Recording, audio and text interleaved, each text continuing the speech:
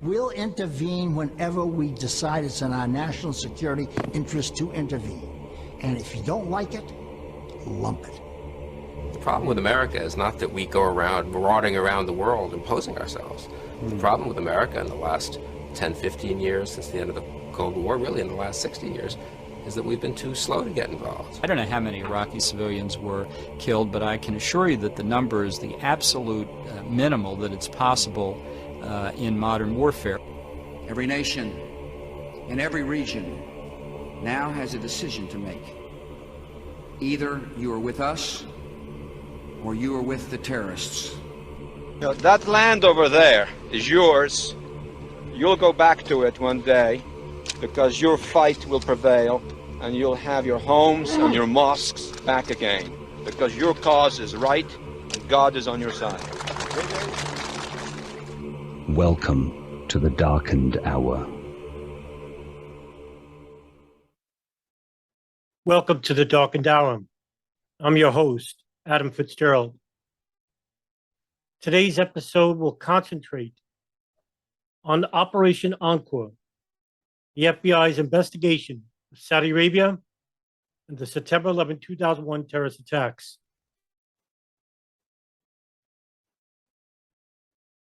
On January 23rd, 2020, Tim Golden and Sebastian Rotella, reporters for Propublica, wrote an article entitled Operation Encore and the Saudi Connection, a secret history of the 9/11 investigation, where behind the scenes, a small team of FBI agents spent years trying to solve a mystery whether officials from Saudi Arabia, one of Washington's closest allies, were involved in the worst terror attack in U.S. history. 5 days after the reporting of that story, CBS News would conduct a report based on that story. For the first time ever, we're getting an inside look at the FBI's investigation into possible ties between Saudi Arabia and 9/11.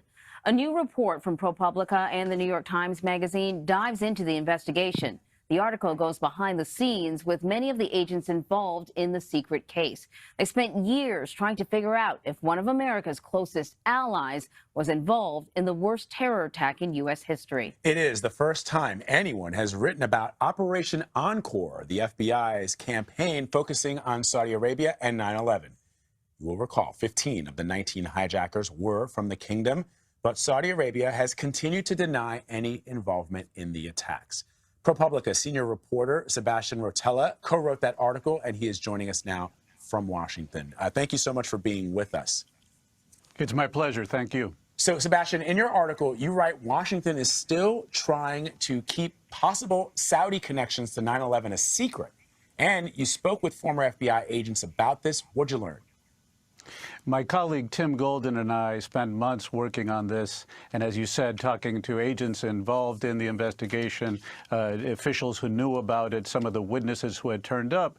And what we learned was, as you said, although the U.S. government, the 9/11 Commission, and U.S. government agencies had officially, publicly cleared Saudi Arabia of connections of involvement in the 9/11 case, this small team of FBI investigators, mainly in California and New York, pursued it for years, pursued information that was already out there, questions that were already out there about several Saudi officials in California in particular who were suspected of having aided two of the al-Qaeda hijackers who were in California when they first arrived in the United States.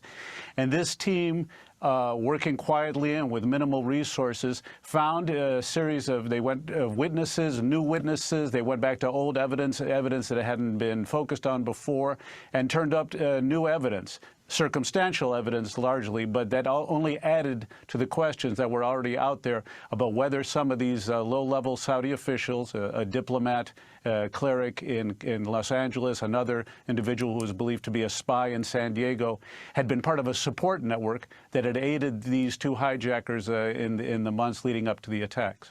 So you focus a lot of the article on this FBI agent, Daniel Gonzalez, and he's sort of like tireless in his effort to investigate whether or not there's a high-level Saudi connection to 9/11, even though his bosses are telling him to let it go, right? Telling him and his team to let it go.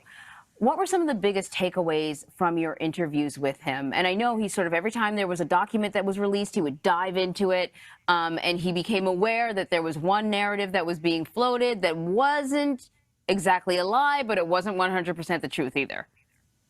That's correct. I mean, Danny Gonzalez was based in San Diego, and those two hijackers, Khalid al-Midhar and Nawaf al-Hazmi, had been based there. And he had the reaction that, you know, this crime had been committed partly on his beat, and that from the beginning, when he had been working on this case, he had discovered a number of individuals, including people connected to the Saudi government, who appeared to have, who had clearly had contact with the hijackers, or believed to, and whom he suspected of knowing involvement, of supporting them. So he pursued that, again, joining forces with agents in New York in particular, who also, for understandable reasons, were really focused and obsessed with this. And not just in 2002, 2003, but really starting in 2007, they really bear down. And as you said, with some opposition from higher levels, at other times they had support, but it was certainly a narrative that people were uncomfortable with. Some of the senior officials we talked to said, look, there was smoke, but there wasn't fire. These guys found interesting stuff, but it just wasn't there to prosecute anyone or to pursue it further. Others felt that if they had been allowed to pursue it more aggressively with more resources, perhaps they could have reached conclusions. But the fact is, there were clearly questions that suggest that some of these Saudi officials who were being looked at had not told the complete truth about their contacts with the hijackers, particularly a mystery of the first 2 weeks when the hijackers arrived in the United States in Los Angeles in the year 2000. Despite the intense work of the total forces of the FBI, there was a continuing mystery about those 2 weeks. Where had those two hijackers been? Why did they all of a sudden turn up in contact with a Saudi figure and move to San Diego? And these agents found new witnesses who gave them evidence that suggested that this Saudi imam diplomat in Los Angeles had helped or directed people to house them in that period. So they were coming up with specifics, but being told, look, this is all very interesting, but, you know, in 2012, this is not something we're going to pursue as a prosecution. You just don't have enough. So that begs the question, and I think a lot of people watching this and reading your reporting are going to wonder. We've seen this time and time again, most recently with the Jamal Khashoggi case. The United States' relationship with the kingdom is troubling for a lot of Americans. So the question becomes, why is the Bureau so secretive about their investigation? Is there any concern on their part? Are they worried about the U.S. relationship with Saudi Arabia, even as the Trump administration relies on the kingdom for a variety of things? The president of the United States is very close to the members of the royal family, and we are using them, obviously, for to keep up a maximum pressure campaign on Iran. But why is the FBI so secretive about this? Well, it depends who you talk to. I think the serious senior FBI officials who have talked to us have told us, look, there just isn't that much there in this case. The secrecy is the more difficult issue. Why is something, if there really isn't that much there, why, as you say, why should it not be, given the dimensions of this crime, why should it not be all out there for people to decide for themselves?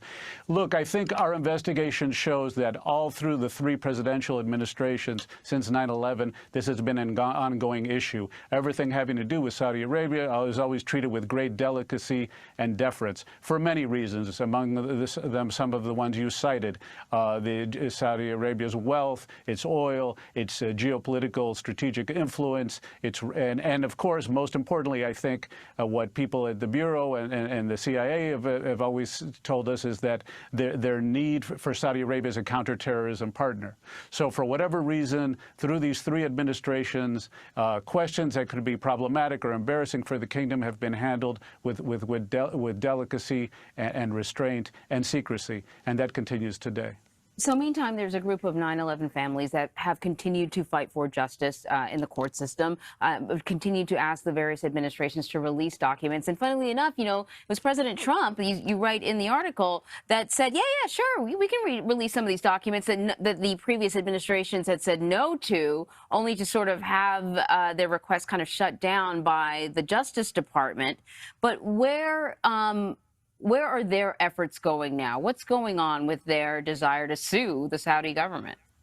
Well, there's this massive lawsuit being pursued in New York by the 9/11 families, and it's reached a point where they're approaching the deposition phase. Interestingly enough, a lot of the information that was developed by Operation Encore, whether or not you think it's significant evidence, but what was developed is kind of at the heart of this lawsuit, and that's what this big battle in court is going on about. The judge will have to rule soon about the government's resistance to making public some of these documents, and that will really drive and shape this lawsuit, which is really focused on that question. Did Saudi officials aid those two hijackers in California?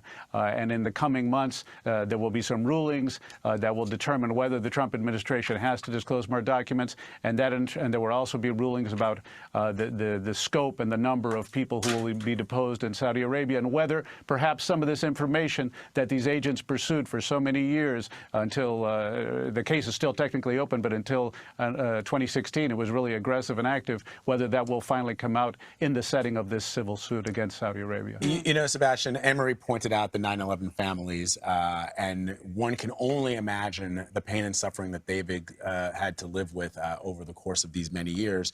And when you read in your reporting that potential leads went sort of cold, you point specifically to an individual named Omar al-Bayoumi. He's a well-connected Saudi student, and there is perhaps some evidence that he may have been aware of the plot prior to 9/11? Well, he's someone whose role was known publicly in the sense that there's no question that he meets with after that 2-week mystery period I told you about when the hijackers first arrive in Los Angeles, he meets with them at a restaurant in Los Angeles. He says it is an accidental meeting. A lot of people believe that's not true because there's great suspicion that he was a Saudi intelligence operative. And they move 3 days later to San Diego, where he's from, and he helps set them up in an apartment in his apartment complex and helps them open a bank account and gets people in the immigrant community to assist them as translators and things like that. So there's great suspicion about him. Yes, he's one of the key figures, and there's a sense that that could have been investigated more aggressively early on. The Encore team did pursue a lot of information about him. They did not come up with a smoking gun, I have to make that clear, but they feel that the evidence they found only heightens the questions about him, about the fact of why was this Saudi intelligence official in contact with these guys? Was he part of a support network? They found evidence that suggests that there could have been meetings and travel that he was involved in preparing for the hijackers' arrival. And they found a document or a piece of paper in possessions that had been confiscated from him in 2001 from his property. He was living in England at the time, just after the attacks, that showed a diagram for a flight formula, not unlike the descent that Flight 77 made when it hit the Pentagon, which those two hijackers that he had known had been on. So again, without going too far, without overstating the evidence, there was a feeling that if that had been found earlier,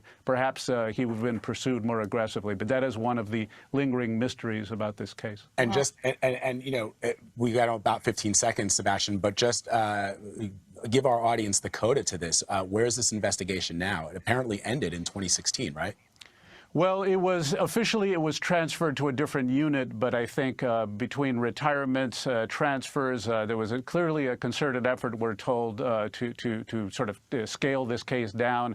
And senior officials at the FBI and prosecutors felt it just wasn't there, that this had gone on far enough, and so the case was moved. It remains open, technically, but our impression, and no one has contradicted it, is that it is not active. So as far as an investigation right now, we don't have the sense that there is any movement. I think the main arena for new revelations about this, whether they show once and for all that there wasn't much there, or they show that there could be something to pursue, will be in the civil case. The documentation from Operation Encore, which is as I've seen it, over 5,000 pages.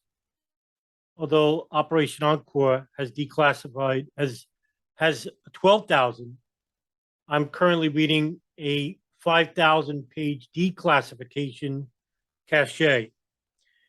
And reading just the first 1,600 pages, I found remarkable anomalies and names that were not privy to the public in the initial FBI investigation into 9/11, which was PENTTBOM.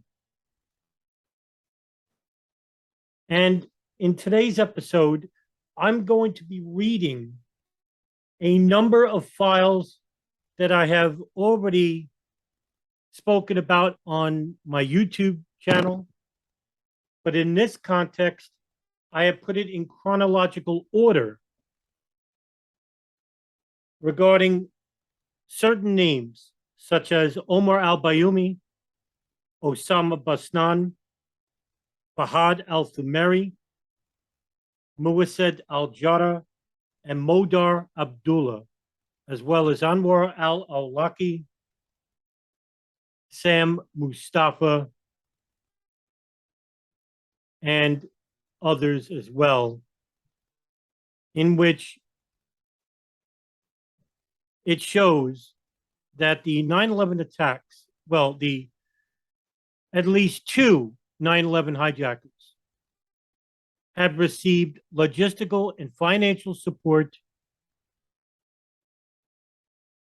from a much larger network of sympathizers and even Saudi officials. One such name, who is involved with the Saudi Ministry of Islamic Affairs, an office located in Washington, D.C., whose name was redacted in the Encore file, save a page which showed his name, Muwased al-Jarrah.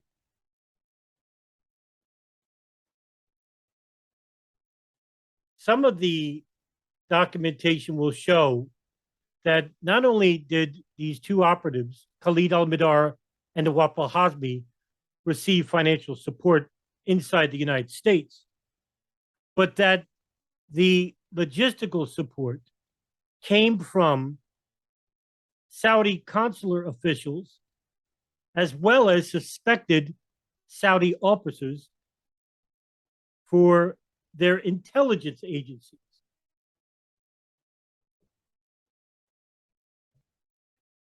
Now, a lot of these pages are redacted, and I'm going to read to the best I can. One such document, it shows that there was a FBI confidential human source known as CHS, who is involved with the King Fahd Mosque, located in Culver City, Los Angeles, who is intimately known to its imam, Fahad al-Thumeri, as well as a mosque member, Omar al-Bayoumi.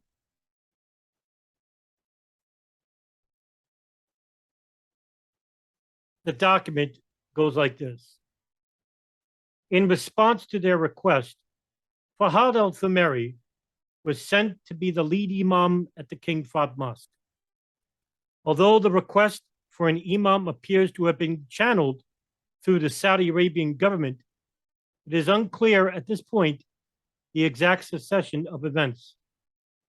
To facilitate Fahad al-Thumeri's entry into the United States, al-Thumeri was designated an Islamic Affairs attaché in the consulate of the Kingdom of Saudi Arabia in Los Angeles, California, by the Ministry of Islamic Affairs Office at the Embassy of the Kingdom of Saudi Arabia in Washington, D.C. That person would be Muwased al-Jarrah. By the latter half of 1999, CHS advised that the King Fahd Mosque and its members had started to become more radical.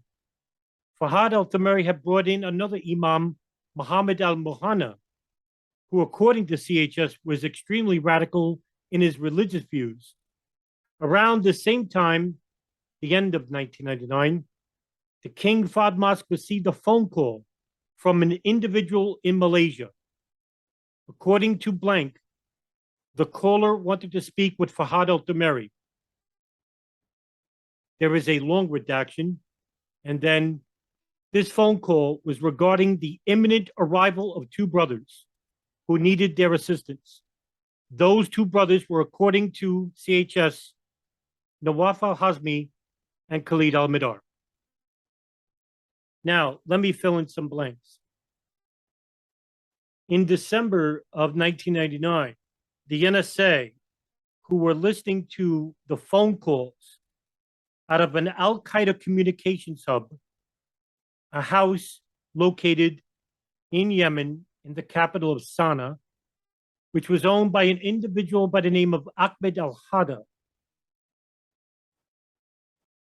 He was an associate of Osama bin Laden during the Soviet invasion of Afghanistan in 1979.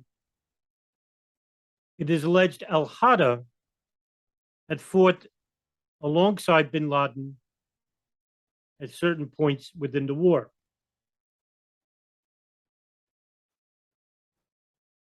Ahmed al-Hada lived with his daughter Hoda al-Hada, who was married to Khalid al-Midar. The NSA had begun wiretapping the calls from this house due to the fact that they had another wiretap of a satellite phone belonging to Osama bin Laden. And according to various sources,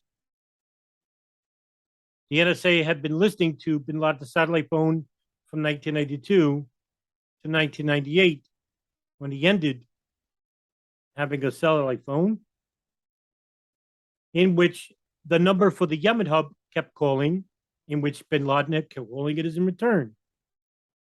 And this operation involving the NSA wiretapping of the Yemen hub started in 1996 and ended in 2002. In December of 1999, the NSA heard a phone call between a person in Malaysia by the name of Khalid. This person would later be known as Walid bin Atash. Khalid had been speaking with a person named Khalid, meaning Khalid al-Midar.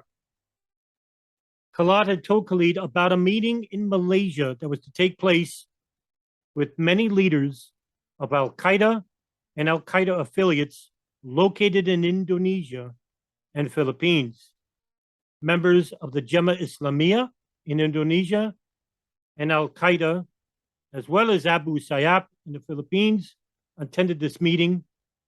Names such as Khalid Sheikh Mohammed, Ramzi bin al-Shib, Fahad al-Kuso,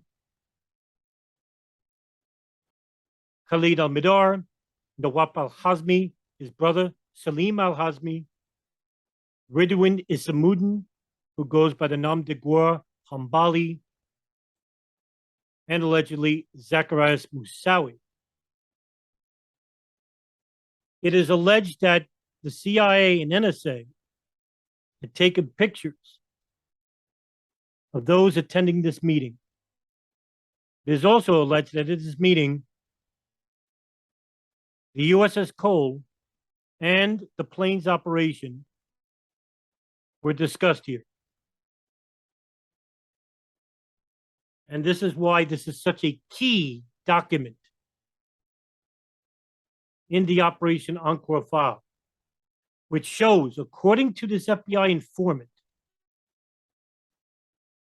that the arrival of two al-Qaeda operatives were coming to the United States, which was known to the NSA and the CIA. This confidential human source also said that the CHS advised that Al-Hazmi and Al-Midar were picked up from the airport, Los Angeles International, by an individual that CHS called the Blank. Although according to CHS, this individual was Blank, but merely an individual who, when tasked by Fahad al-Dameri, would often provide transportation or perform other small tasks for individuals visiting the King Fahd Mosque. Now, even though that this is redacted, we do know the person who picked up both Khalid al-Midar and Nawaf al-Hazmi from LAX. And he is known as Khalid Benamarine. Khalid Benamarine was a Tunisian who attended the King Fahd Mosque, who ran into Fahad al-Dameri. And Fahad al-Dameri began to ask Benamarine to conduct small menial tasks for members of the mosque, in which, when the FBI had interviewed Khalid Benamarine in the days after the 9/11 attacks, Khalid Benamarine stated that Fahad al-Dameri had told him about the arrival of two Saudis who were here inside the United States temporarily, who were going to see their sick father. He didn't tell them their names, but when the FBI showed him 30 photographs, Khalid Benamarine took out two of the photographs and put them to the side. The two photographs that he was shown, al-Midar and Nawaf al-Hazmi.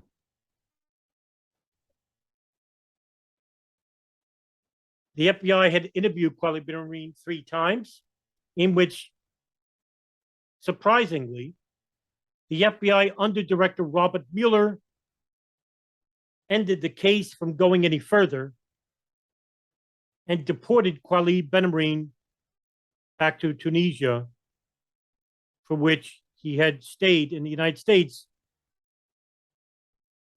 with an expired student visa. The document also states that prior to the arrival of Nawaf al-Hazmi and Khalid al-Midar, Fahad al-Dameri provided Blank their flight information. Blank picked up al-Hazmi and al-Midar from the airport and brought them to the King Fahd Mosque, where they first met Fahad al-Dameri. Now, this is very key, because according to the 9/11 Commission, it was not known where Khalid al-Midar and Nawaf al-Hazmi had stood for the first 3 weeks. But with the Operation Encore files, we do know. Was this not available to the 9/11 Commission? Hazmi and Midar spent a few days in Bangkok and then headed for Los Angeles, where they would become the first 9/11 operatives to enter the United States on January 15th, 2000. I'd now like to turn to Dieter Snell, who, by the way, was one of the federal prosecutors who prosecuted Ramzi Youssef in the Southern District of New York. Dieter? While the Hamburg operatives were just joining the 9/11 plot, Nawaf al-Hazmi and Khalid al-Midar were already living in the United States, having arrived in Los Angeles on January 15, 2000. It has not been established where they stayed during the first 2 weeks after their arrival. They appear to have frequented the King Fahd Mosque in Culver City, possibly staying in an apartment nearby. Much remains unknown about their activities and associates while in Los Angeles, and our investigation of this period of the conspiracy is continuing. According to the confidential human source, they went to the King Fahd Mosque, where Fahad al-Dameri had given them lodging by staying in a hotel in Culver City. But let's continue.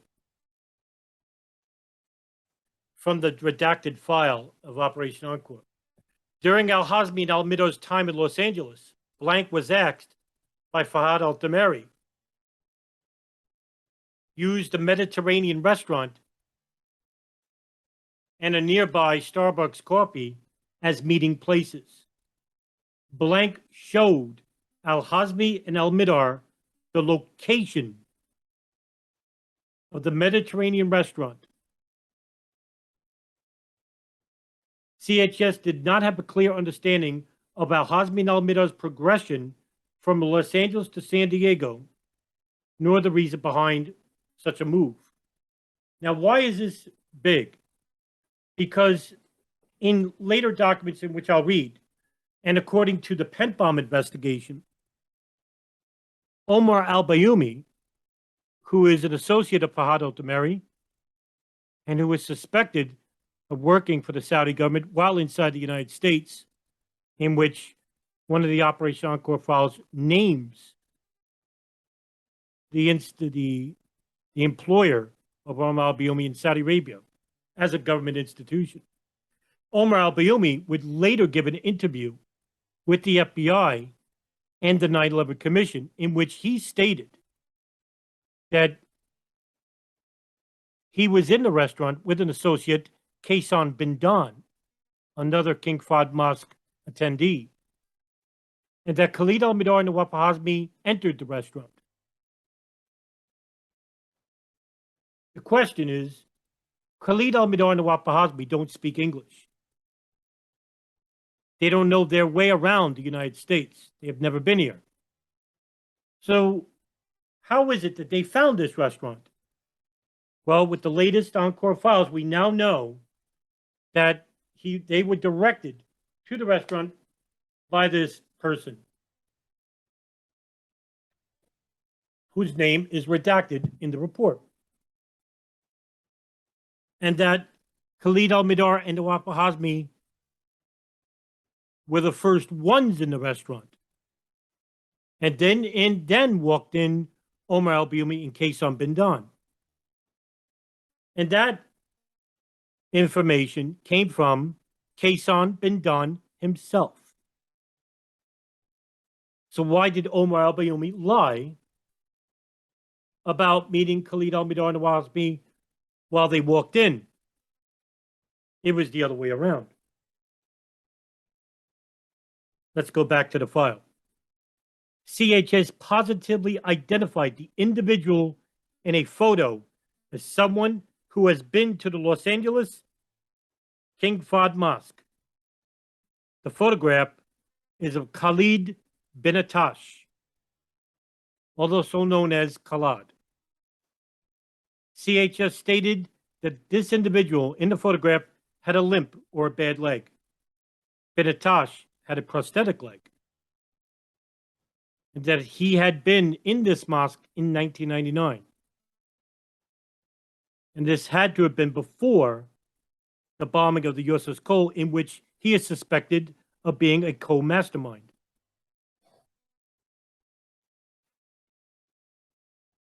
CHS positively identified the individual in another photograph as Omar al-Bayoumi.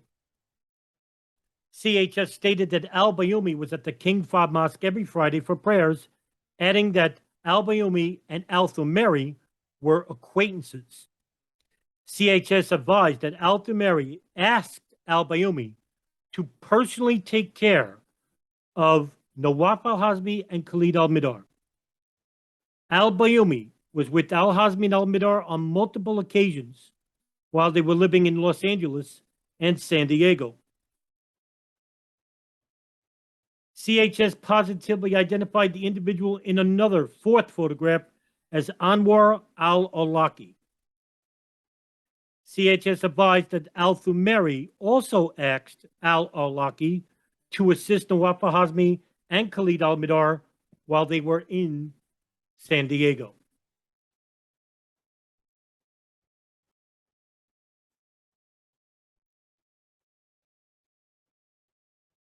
In another file, which shows that Anwar al-Awlaki and Omar al-Bayoumi had contact between each other on the phone with the arrival of Khalid al-Midar and Nawaf al-Hazmi.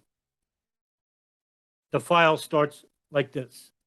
Al-Bayoumi invited the two to move to San Diego, California. Al-Midar and Al-Hazmi moved to San Diego in early February of 2000. At this time, Al-Bayoumi's telephonic contact with Muassed al-Jarrah increased. Once the hijackers moved from Los Angeles to San Diego, Al-Thumeri's telephonic contact with al-Jarrah was diminished. Al-Bayoumi assisted the hijackers in renting an apartment in San Diego, co-signing a lease agreement with them. He also assisted them in opening a bank account. Of note, approximately 1 hour before taking the hijackers to the bank, Anwar al-Awlaki called that specific bank location and had a 2-minute conversation with an unknown individual. Approximately 1 hour after setting up the accounts and leaving the bank, Al-Bayoumi placed a call to Anwar al-Awlaki. While in San Diego, Khalid al-Midar and Nawaf al-Hazmi attended the Al-Ribat Mosque, where Anwar al-Awlaki was the imam.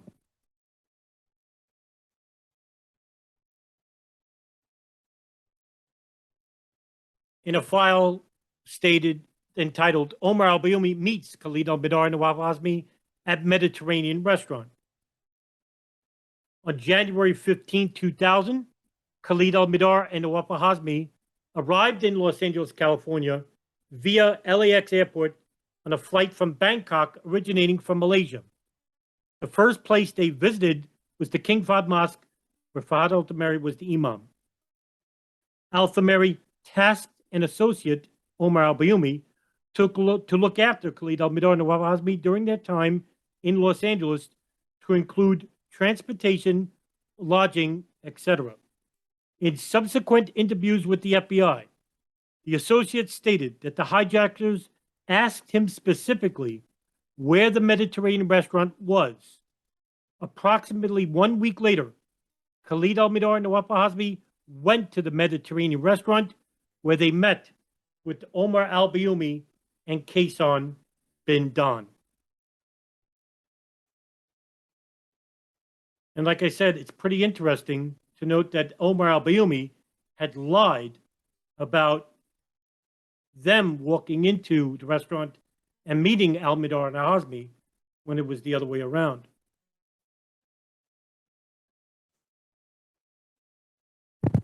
Now, as for the restaurant, what is also interesting is the case of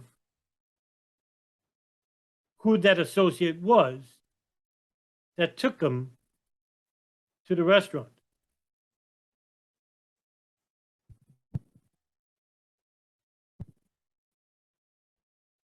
And according to a source inside the mosque, that person also gave them lodging in his house for a week, which would explain why the 9/11 Commission did not know where Khalid al-Midar and Nawaf al-Hazmi had stood for the first 3 weeks. But now we know, through these revelations in these documents, that Khalid al-Midar and Nawaf al-Hazmi stood with members of the King Fahd Mosque and hotel rooms that were provided by Fahd al-Thumeri.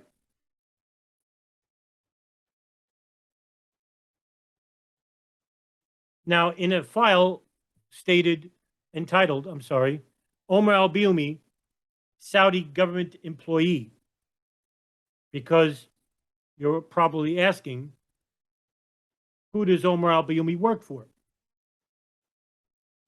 And according to the synopsis, to request Legat to obtain further information regarding the father of Saud al-Rashid and to confirm the employment of Hamid al-Rashid at the Saudi Arabian Presidency of Civil Aviation. Investigation has determined that Omar al-Bayoumi assisted Khalid al-Midar and Nawaf al-Hazmi after their arrival in San Diego in February of 2000. further investigation into Omar al-Bayoumi determined that al-Bayoumi has been employed by the Saudi Arabian Presidency of Civil Aviation since 1975. Now, this is a huge revelation because this was not known to the public ever before. And very few media outlets cared to report this. Omar al-Bayoumi also said in his interview with the FBI and the 9/11 Commission that he was not employed with any government agency whatsoever, nor did he provide any financial assistance to Khalid al-Mihdhar and Nawaf al-Hazmi, knowing that they would be involved in the planes operation. According to him, he provided menial help to al-Mihdhar and al-Hazmi because he felt sorry for them, and he also provides assistance to visiting Saudis into the country. But yet, in files that I'll be reading in a bit, Omar al-Bayoumi never gave any type of assistance to visiting Saudis inside the country ever before or after his financial and logistical support to Khalid al-Mihdhar and Nawaf al-Hazmi in January of 2000. An individual interviewed by the FBI advised that the Saudi Arabian Presidency of Civil Aviation, in short PCA, employee Hamid al-Rashid was involved in the payment of salary to Omar al-Bayoumi. Furthermore, this individual identified Hamid al-Rashid as the father of Saud Abdulaziz Saud al-Rashid. At the time of this identification, the photograph of Saud al-Rashid was being broadcast in the news media as a result of the issuance of an International Be on the Lookout, or BOLO. The BOLO had been issued for Saud al-Rashid after an image of his passport had been found on a CD-ROM along with images of the passports of 9/11 hijackers Khalid al-Mihdhar, Nawaf al-Hazmi, his brother Salim al-Hazmi, and Abdul Aziz al-Amari. Media reports regarding Saud al-Rashid have identified his father to be Abdul Aziz Saud al-Rashid, an employee of Saudi Red Crescent in Riyadh, Saudi Arabia. This information clearly differs than the information previously obtained by the FBI. In order to clarify that the father of Saud al-Rashid is not the same individual who is associated with Omar al-Bayoumi, it is requested that Legat Blank confirm the identity of the father of Saud al-Rashid and determine if he was ever employed at PCA. Additionally, it is requested that Legat Blank did confirm the employment of Hamid al-Rashid at PCA. So, we can now connect Omar al-Bayoumi to a government agency who is getting payment from a government agency in which we could assert and speculate that some of that payment was also offered to Khalid al-Mihdhar and Nawaf al-Hazmi because Omar al-Bayoumi had paid for their apartment's rent in San Diego. Now,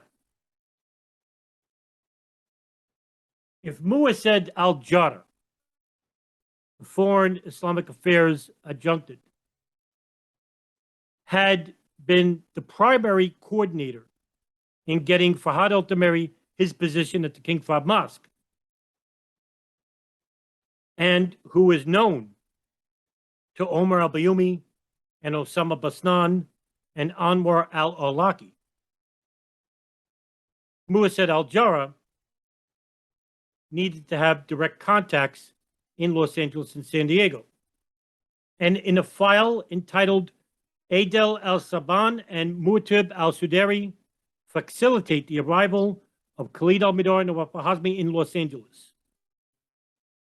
The file goes like this.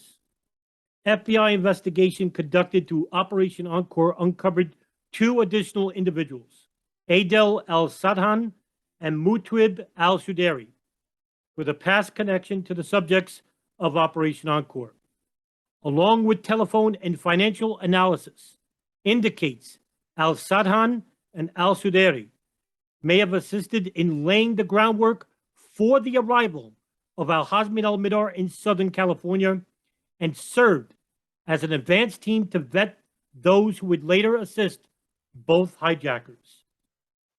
Al-Sadhan and al-Suderi previously came to the United States in June 1999 as employees of the Islamic Affairs Office at the Embassy of Saudi Arabia in Washington, D.C., and had direct contact with Operation Encore subjects Fahad al-Damari and Omar al-Bayoumi, who assisted Nawaf al-Hazmi and Khalid al-Mihdhar with living, financial, and travel arrangements while they were in Southern California in the year 2000.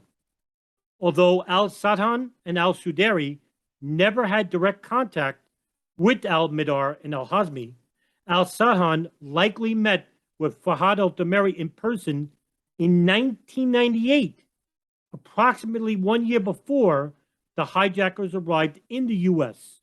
And both al-Sadhan and al-Suderi met with al-Bayoumi in 1999, who assisted them during their 6-week stay in San Diego, approximately 6 months before the arrival of al-Hazmi and al-Mihdhar. This contact, paired with analysis of call records and travel patterns during the time the 2 hijackers were in Southern California, indicates that al-Sadhan and al-Suderi may have served as an advance team led by Muassad al-Jarrah, who helped to arrange people to assist Nawaf al-Hazmi and Khalid al-Mihdhar during their time in Southern California. The FBI has no information to suggest that either al-Sadhan or al-Suderi are operators of al-Qaeda, or that they present a direct threat of violent terrorist activity. However, if al-Sadhan and al-Suderi are currently involved with facilitation efforts on behalf of al-Qaeda or al-Qaeda affiliates, the FBI has assessed that allowing them to travel to, and the rest is redacted. Now, that's another huge revelation, because these names were never made before public until just recently. And that these 2 acted as coordinators under Muassad al-Jarrah to facilitate the arrival of 2 known al-Qaeda operatives inside the United States. The question is, did the NSA or the CIA know about this Saudi operation? Were they working in tandem with them? Or were the Saudis conducting their own separate operation? Were the Israelis using their moving front companies and the Art Student Ring? Were they in conjunction and coordinating their efforts with Saudis inside the United States in facilitating the arrival and giving logistic and financial support to the 9/11 hijackers? Or were the Israelis running their own separate operation outside of the CIA, the NSA, and the Saudis? This very well could be the case. We really don't know. Another file entitled Omar al-Bayoumi becomes Khalid al-Mihdhar and Nawaf al-Hazmi's co-signer on apartment. The file reads like this.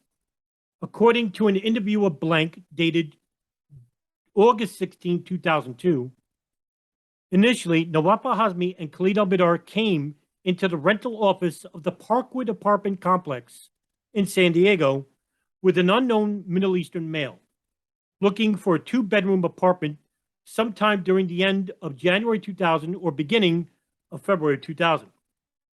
Because al-Hazmi and al-Midar did not speak English well, they needed someone to interpret for them.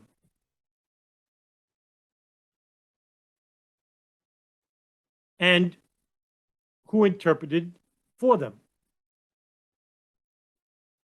The name is redacted. So we don't know.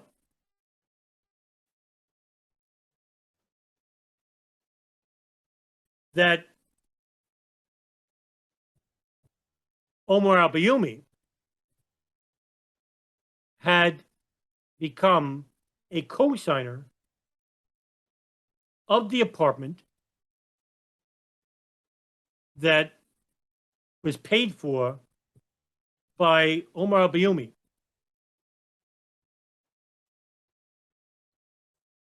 The question is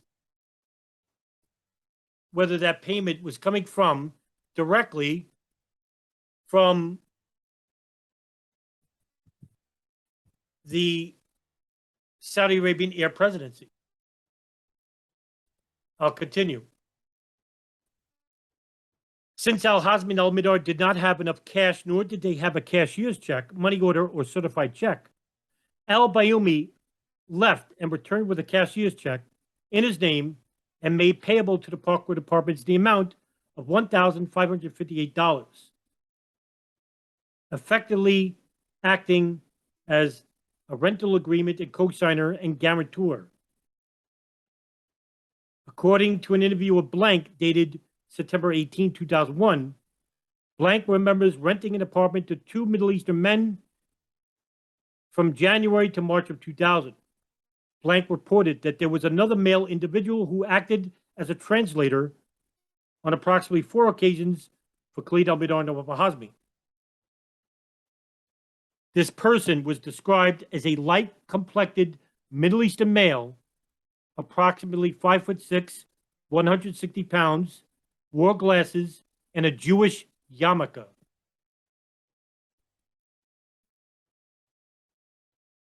That's pretty interesting.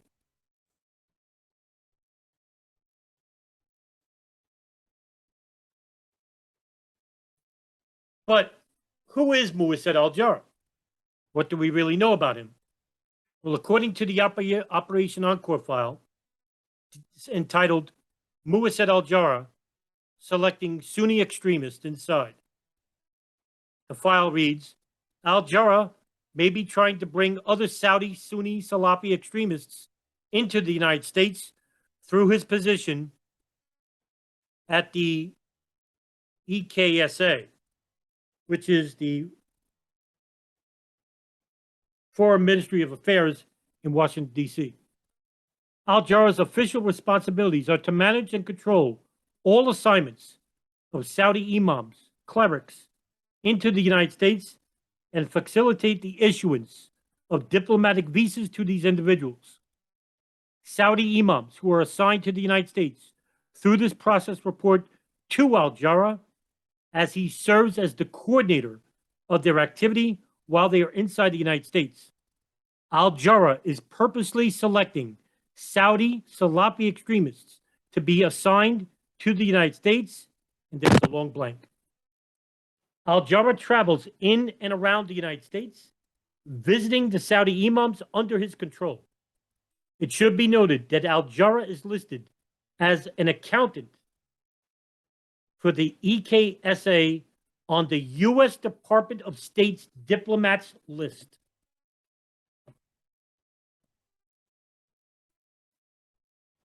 It also reads that Muwasset al-Jarrah was doing this under the auspices or the ignorance of the State Department. Just like the State Department had no idea that the CIA and NSA had known that Khalid al-Midar and Nawaf al-Hazmi were inside the United States. And they withheld this information for 16 months. Why did they do that? Did they purposely do this to protect Khalid al-Midar and Nawaf al-Hazmi? Well, according to the CIA and their own counterterrorism center, the information that the FBI wanted from the CIA was intentionally withheld from them. And as I mentioned in previous number of videos, the Joint House Inquiry had investigated this matter regarding the CIA intentionally withholding information from the FBI about Khalid al-Mihdhar and Nawaf al-Hazmi. Of Ms. Hill's report, it stated the following. On June 11, 2001, FBI headquarters representatives and CIA representatives met with the New York FBI agents handling the Cole investigation. The New York agents were shown but not given copies of the photographs that they and told that they were taken in Malaysia. They weren't told that. Still, information being withheld. This is after the Cole. Information withheld from the FBI. One of the New York agents recalled that al-Mihdhar's name was being mentioned. He also recalled asking for more information on why the people in the photographs were being followed. So we got an FBI now asking the CIA, why are you following these folks? He recalled asking for more information on why they were being followed and for access to that information. The New York agents were advised they could not be told why al-Mihdhar and the others were being followed. This is truly unbelievable. I've got to tell you all, this is extraordinary. This has got nothing to do with information which can't cross a wall. This has to do with leads which are not shared with the FBI. Just simple leads. As well as the Saudis, who are withholding information about two al-Qaeda operatives living inside Southern California. So we could show a wider network of intelligence that was happening in the year 2000 that was not known to the State Department or the FBI while all of this was going on. In a file entitled Muassad al-Jarrah Controls Fahad al-Tamari, the file reads, blank, al-Jarrah is heavily connected, linked to Saudi Sunni extremists operating inside the United States, specifically with the Southern California-based network of Mohammed al-Munna and Fahad al-Tamari. Al-Jarrah is in fact a controlling, guiding, and directing influence on all aspects of Sunni extremist activity in Southern California and has been directing, controlling, and funding al-Muhanna and al-Thumari since their arrival in the United States in 1998. The recent removal of Mohammed al-Munna and Fahad al-Tamari, which was done at the behest of the Saudi Ministry of Interior. And the rest of the file is redacted.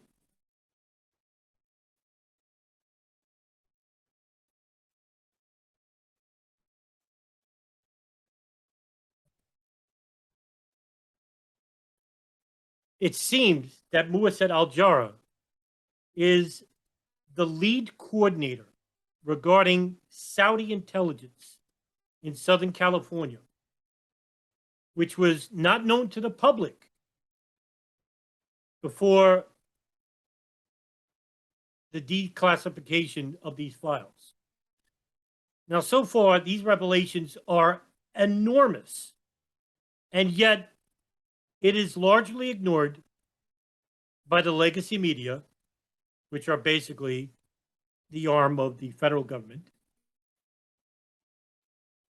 even though they're not controlled by the government, as well as the ignorance from the public who have no idea any of this information exists, which shows a wider Saudi intelligence network that may be in coordination with the NSA and CIA, or may be acting as a separate intelligence unit regarding facilitating the arrival of Khalid al-Mihdhar and al-Hazmi, two known al-Qaeda operatives.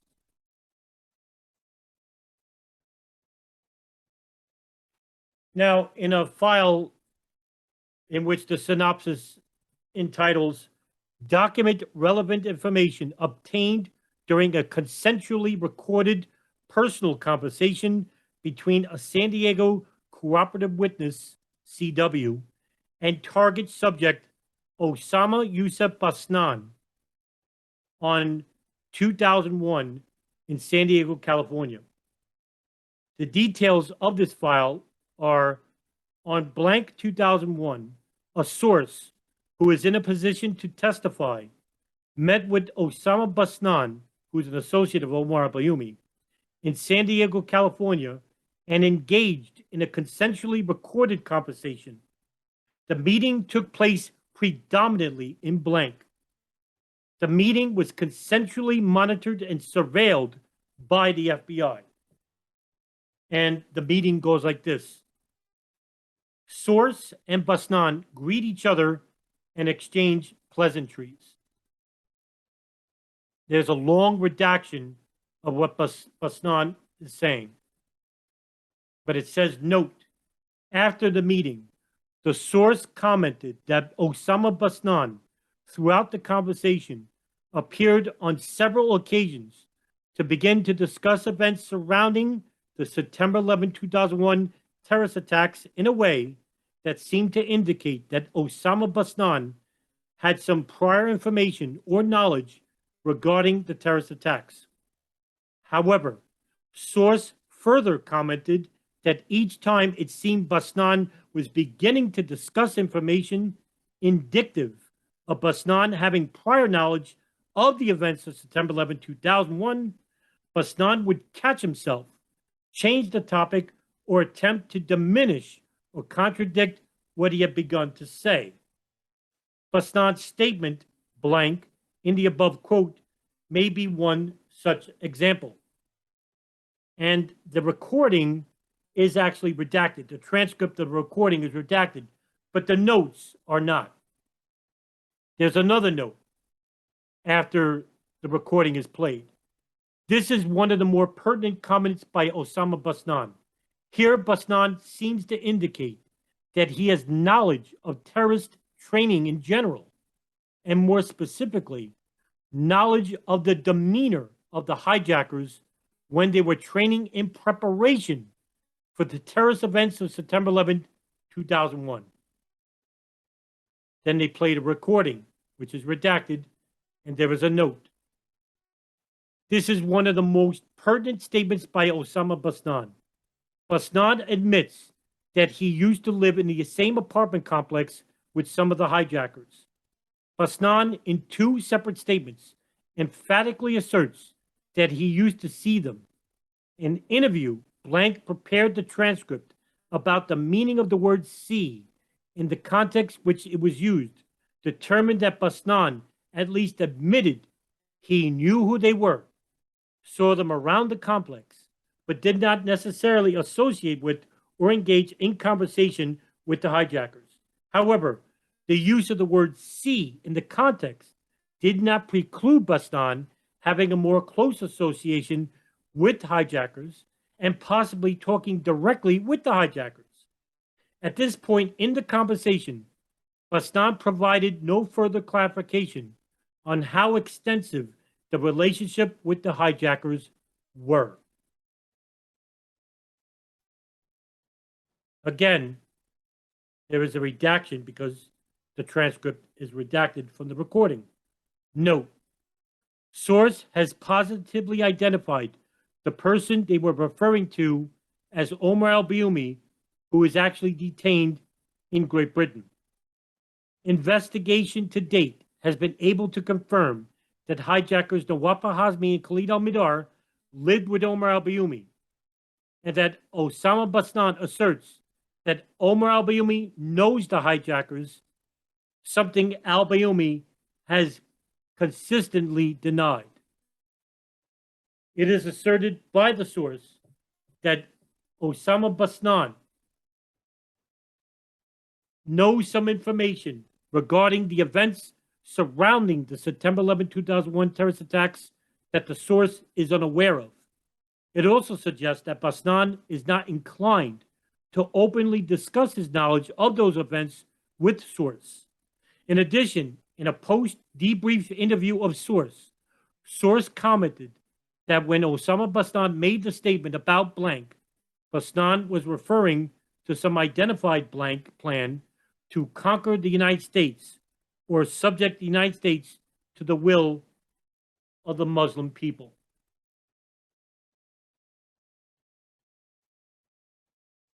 Taken together, these statements show Basnan had knowledge of the hijackers' whereabouts during a time just weeks prior to the September 11, 2001 attacks. It also shows that Osama Basnan knows who they were living with and training with.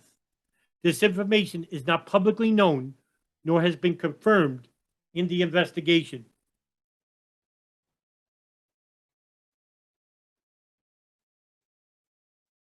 And this is huge because it shows that Osama Basnan, who is an associate of Omar al-Bayoumi and Fahad al-Dumeri, also may have known that the hijackers were planning to do an event of some sort against the United States, and that the training that was involved was known to Osama Basnan as well.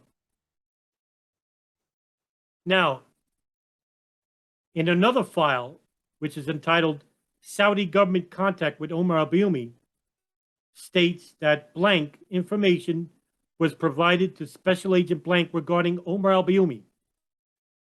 Omar al-Bayoumi almost daily taking telephone calls from Saudi Arabia. The emir from the Ministry of Defense, who was in charge of the air traffic control, would frequently call Omar al-Bayoumi. Omar al-Bayoumi registered in school for immigration purposes and to meet new students from the Middle East. Al-Bayoumi blank was going to Los Angeles to pick up some visitors. Within a day or two after returning from Los Angeles, al-Bayoumi introduced blank to Nawaf al-Hazmi and Khalid al-Mihdhar. Al-Bayoumi blank, he had met al-Hazmi and al-Mihdhar in a restaurant on his way back from Los Angeles. Al-Bayoumi invited the two to come to San Diego, and they accepted. Al-Bayoumi did not tell blank if al-Hazmi and al-Mihdhar were the visitors he was expecting. Subsequently, al-Bayoumi hosted a dinner to welcome al-Hazmi and al-Mihdhar to the San Diego Muslim community, in which al-Bayoumi videotaped this event as well. There is another file in Operation Encore in which it asserts that Omar al-Bayoumi, according to members of the King Fahd Mosque, was indeed a Saudi spy. On blank, information was provided to Special Agent blank regarding Omar al-Bayoumi. It is believed that Omar al-Bayoumi made friends with blank for the purpose of gaining control rather than friendship's sake. Al-Bayoumi was considered by most in the community, as well as the King Fahd Mosque, as some type of intelligence agent for the Saudi Arabian government, reporting on the activities of Muslims in the San Diego area. The feeling that al-Bayoumi was an agent for the Saudi government was further reinforced by the fact that he had held no regular job, but had plenty of money to prepare lavish dinners at his apartment or apartments of friends. The purpose of the dinners was usually to introduce and welcome newcomers to the local Muslim community or to bid farewell to those leaving. Al-Bayoumi would always videotape these dinners. Al-Bayoumi told blank that he had traveled up to Los Angeles to pick up someone coming into the country, when by chance, those two men were Khalid al-Mihdhar and Nawaf al-Hazmi. Al-Bayoumi frequently traveled to the Los Angeles airport to drop off or pick up Saudis visiting Southern California. Blank that al-Bayoumi was a person known to have connections with the Saudi government. Al-Bayoumi would travel to Washington, D.C. every 1 to 2 months and had a contact in the Dawa who is related to the Civil Aviation Office of the Saudi Arabian consulate on Wyoming Street in Washington, D.C. Through this contact, al-Bayoumi would be able to get items such as Qurans or robes much faster than if done through regular request. Now, who is at the Saudi Arabian consulate and who is at the Saudi Ministry of Foreign Affairs in Washington, D.C.? Muwased al-Jarrah. I'll continue reading. Al-Bayoumi traveled back to Saudi Arabia approximately 1 year for approximately 2 to 3 weeks, once a year for approximately 2 to 3 weeks. Al-Bayoumi's stay in the U.S. seemed to be decided on a yearly basis. Al-Bayoumi learned that he would be leaving San Diego, but did not know where he would go next. Approximately 7 to 8 months ago, he knew he would be moving to England and that he would be attending school in San Diego, in which the government, the Saudi Arabian Air Presidency, would pay for. The FBI noted that al-Bayoumi is an employee of the Ministry of Finance, or works under a separate department which answers to the Ministry of Finance in Saudi Arabia. Talal al-Hamdan, an employer at the Ministry of Finance, described the relationship between al-Bayoumi and his father at the Ministry of Finance. Note, al-Bayoumi had to get al-Hamdan's signature on various documents. Note, on one of these documents, al-Bayoumi requested al-Hamdan to provide a reference sponsorship for al-Bayoumi's application to the Saudi government to travel to the United States to pursue postgraduate studies, as well as the facilitation of the arrival of Khalid al-Mihdhar and Nawaf al-Hazmi. So now we can show that Omar al-Bayoumi lying to the FBI and State Department about never meeting Khalid al-Mihdhar and Nawaf al-Hazmi in San Diego, nor providing them with material, logistical, and financial support, and that he never worked for the Saudi Arabian government in any fashion. All of this turned out to be lies. But the question is, why are they lying? Why? Why is Muwased al-Jarrah lying about his involvement with Omar al-Bayoumi, Fahad al-Tameri, Osama Basnan, and Anwar al-Awlaki? Why was he allowed to leave in 2006 back to Saudi Arabia when the FBI investigation, PENTTBOM, was still underway, knowing that the Saudi government at some level was providing logistical and financial support to 2 9/11 hijackers? These are questions that need to be answered. In the Operation Encore overview, it states that based on the activity patterns in 1999 and 2000, al-Sadhan and al-Sudari possibly served in the capacity of an advanced intelligence team involved in laying the groundwork for 9/11 hijackers, Nawaf al-Hazmi and Khalid al-Mihdhar, before their arrival in Southern California in early 2000.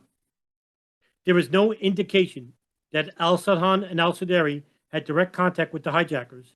However, similar associations, communications, and logistics mirrored those of the hijackers upon their arrival. According to the U.S. State Department Office of Foreign Ministers, al-Sudari worked as an administrative officer from June 1999 to April 2001, and al-Sadhan worked at the Islamic Affairs Department at the Embassy of the Kingdom of Saudi Arabia in Washington, D.C. Both al-Sadhan and al-Sudari both worked under Muwased al-Jarrah. Operation Encore opened in October of 2007, which is an investigation to determine how two 9/11 hijackers, Khalid al-Mihdhar and Nawaf al-Hazmi, integrated into and were supported by the Muslim community where they lived in Southern California in the year 2000. Fahad al-Dameri and Omar al-Bayoumi were key figures in assisting Khalid al-Mihdhar and Nawaf al-Hazmi upon their arrival, before their arrival, and after their arrival in Southern California. Analysis of Omar al-Bayoumi and Fahad al-Dameri's call activity indicates that the assistance provided to the hijackers likely involved a network of people outside of Omar al-Bayoumi and Fahad al-Dameri and Anwar al-Awlaki, and included an individual in Washington, D.C., who is Muwahid al-Jarrah. However, it is unclear if any of the individuals involved had pre-knowledge of 9/11 or of al-Mihdhar and al-Hazmi's role in 9/11. Now, there are notes. Note 1. Al-Mihdhar and al-Hazmi did not speak English and were not familiar with Western culture, which made them reliant on these individuals for assistance while in the U.S. Note 2.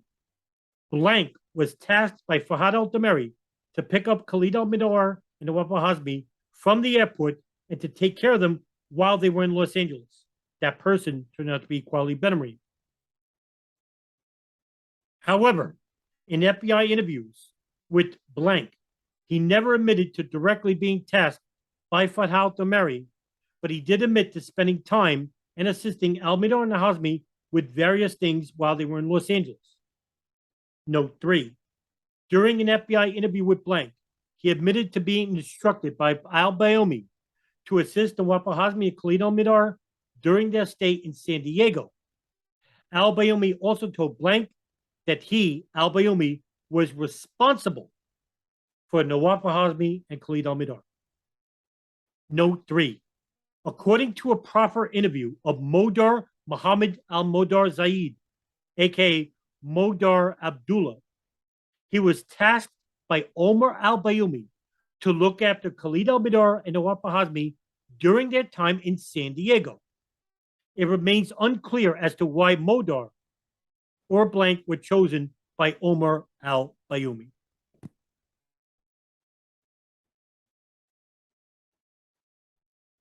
Between January 31 of 2000 and February 3rd of 2000, al-Bayoumi calls the Foreign Ministry of Affairs in Washington, D.C. and Muwahid al-Jarrah 7 times. After February 3rd of 2000, al-Bayoumi never calls there again.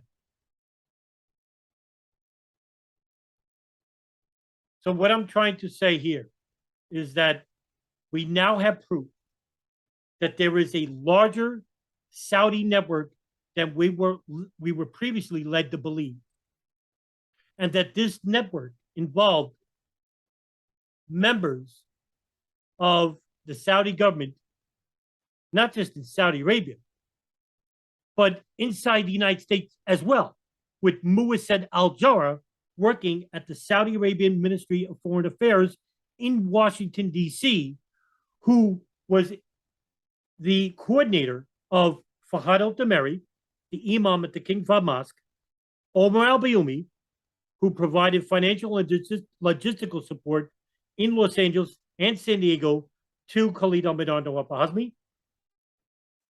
Muwahid al-Sudari and al-Sarhan, Muwahid al-Sarhan, who acted as personal attaches of Muwahid al-Jarrah to make sure things ran smoothly in Los Angeles, and Anwar al-Awlaki, who gave logistical support to Khalid al-Mihdhar and Nawaf al-Hazmi in San Diego.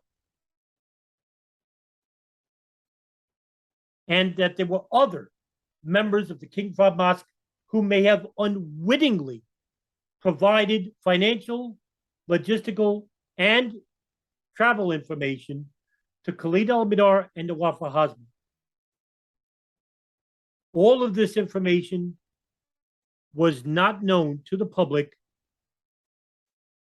before the release of these Encore files. And while this was happening, the FBI and the Department of State had no idea that any of this was going on. And that the NSA and the CIA continued to withhold information from the FBI about Khalid al-Mihdhar and Nawaf al-Hazmi inside the United States. And that when the FBI read the information from the CIA about the arrival of Nawaf al-Hazmi and Khalid al-Mihdhar to the United States, the CIA restricted the FBI to share that information with the FBI, which in essence, if that information was shared, and that the FBI began monitoring Khalid al-Mihdhar and Nawaf al-Hazmi, may have prevented part of 9/11, or if they arrested them, may have prevented 9/11 from even happening. Now, at the same time, the Saudis and the people that I just named, had they shared this information and that they were true allies of the United States, could have also prevented 9/11 from happening. And so the question is, why was this information covered up by the FBI after 9/11? Why did the FBI tell Phoenix agent Ken Williams not to help with the 9/11 victims' families in their civil suit with Saudi Arabia? Why did the CIA tell FBI agents Mark Rossini and Doug Miller not to share that information about two 9/11 hijackers inside the United States with the FBI? And why did the CIA and the NSA not share pertinent information with the FBI or Department of State, which could have prevented 9/11 from even happening? And if we don't start asking the right questions, if we start entertaining the infantile and fantastical theories attached to 9/11 attacks for the last 20 years, everything that I just told you will just be forgotten in time. We have some names to go along with the operations that were seemingly protecting the 9/11 hijackers while they were inside the United States. This is the real damning information. This is the stuff that should be reported by the legacy media, and it is not. This is the stuff that the 9/11 Truth Movement should be talking about, and it is not. Do we blame ignorance and malfeasance, or is this a manufactured cover-up, an absolution of those involved with pre-9/11 intelligence in assisting these 9/11 hijackers to be all but forgotten about in the public eye?